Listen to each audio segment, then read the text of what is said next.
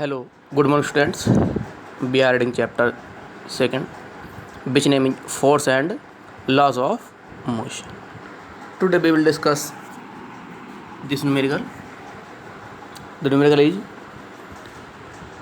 two objects of masses 100 gram and 200 gram are moving along the same line and direction with velocities of 2 meter per second and 1 meter per second respectively.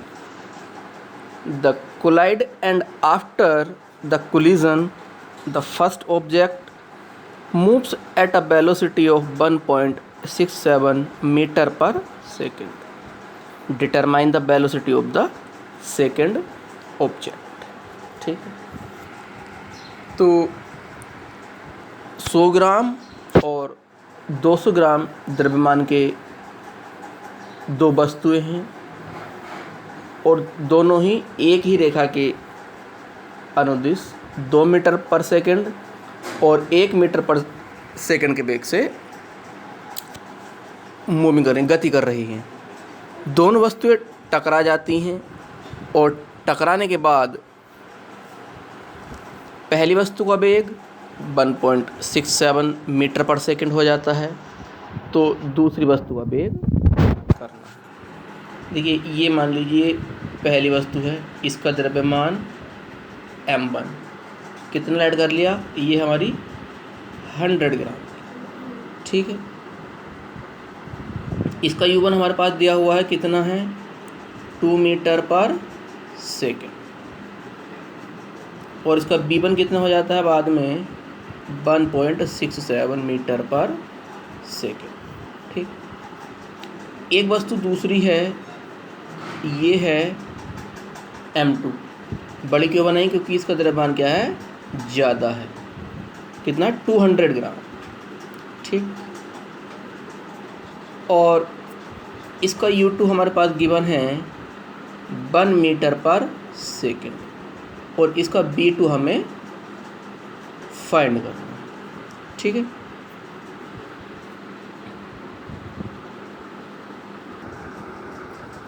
तो अब यहाँ देख लेंगे आप m1 100 ग्राम, इसको पहले kilogram में बदल देंगे, कितना में 1000 डिवाइड कर दिया 0.1 किलोग्राम। u1 2 मीटर पर सेकंड गिवन है, b1 1.67 मीटर पर सेकंड, m2 गिवन है 200 ग्राम, इसको पहले किलोग्राम में चेंज कर लेंगे, कितना हो गया 1000 डिवाइड करके 0.2 किलोग्राम। u2 कितना है 1 मीटर पर सेकंड, ठीक है। अब v2 कितना है ये हमें फाइंड करना है।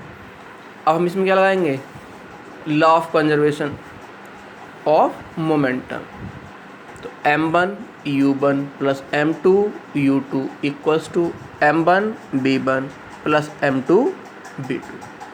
अब वैल्यूज पुट करेंगे हम यहाँ पे, m1 की वैल्यू 0.1, u1 की 2 प्लस m2 की 0.2, u2 की 1 प्लस m1 की 0.1, b1 की 1.67 और m2 की है 0.2 और b2 हमें फाइंड करना, तो b2 हमारे पास ऐसे ही रहेगा, ठीक है।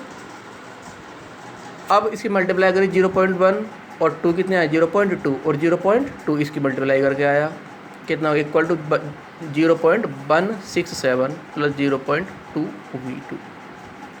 अब इनको ऐड कर लिया 0.2 और 0.2 कितना है 0.4, और ये प्लस का है ये इधर 0.167, तो इधर आगे हो जाएगा ये माइनस का, इधर कितना है 0.2 b2। 0.2 b2 कितना हो गया, सब्ट्रैक्ट कर दिया 0.233। अभी क्योंकि इधर किसमें हमारे पास मल्टीप्लाई में, तो इधर आ जाएगा ये डिवाइड में, तो कितना हुआ हमारे पास फिर ये 0.233 upon 0.2।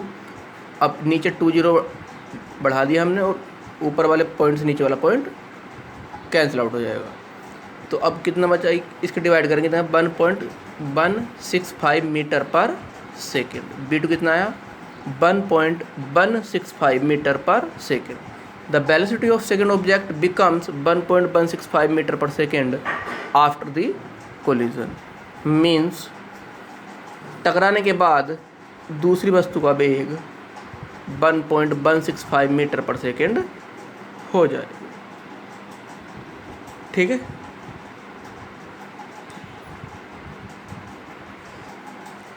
Next question, an object experiences a net zero external unbalanced force, is it possible for the object to be traveling with a non-zero velocity?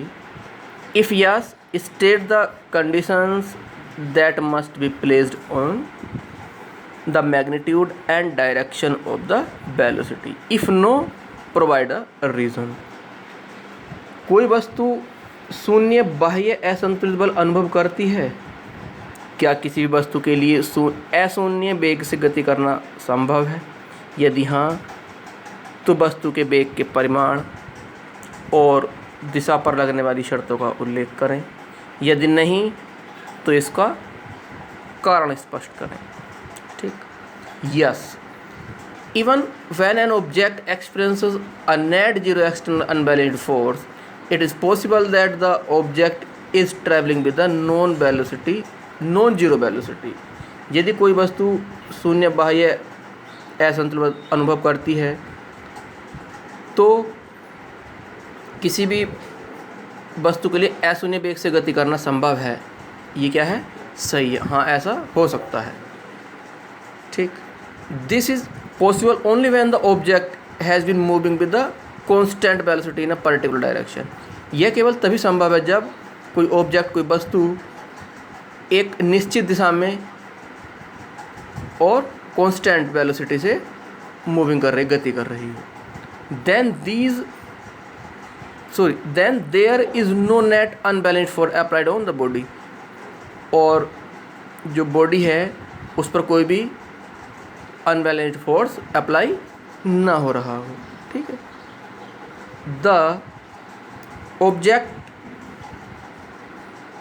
will keep moving with a non-zero velocity. To change the state of motion, a net non-zero external unbalanced force must be applied on the object. To change the state of motion, गति की अवस्था को बदलने के लिए a net non-zero external unbalanced force must be applied on the object. तो ये non zero external balanced force must be applied on the object. कोई भी एक्सटर्नल फोर्स उस पर अप्लाई, अनबैलेंस्ड फोर्स अप्लाई नहीं होना चाहिए। तो स्टूडेंट्स, आज के लिए इतने रखते हैं बस, नेक्स्ट करेंगे कल। Thank you.